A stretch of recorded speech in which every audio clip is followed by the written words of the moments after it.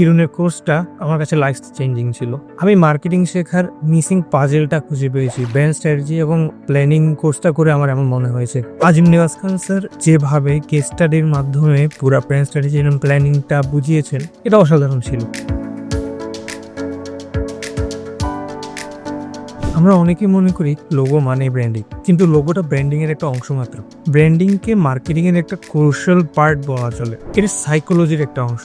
কিভাবে টার্গেটেড কাস্টমারকে আমরা বুঝবো, কিভাবে কম্পিটিটর অ্যানালাইসিস করব, আমাদের নিজেদের ব্র্যান্ড কি মেসেজ ক্যারি করবে, সব কিছুই ব্র্যান্ডিং এর অংশ। এবং ব্র্যান্ডিং আরো গভীর একটা বিষয়, এটা একটা সায়েন্স বলা চলে। আমি অনেক আগে থেকেই সাইকোলজি এবং মার্কেটিং নিয়ে সেলস স্টাডি করি, কিন্তু কিরণের কোর্সটা আমার কাছে লাইফ চেঞ্জিং ছিল।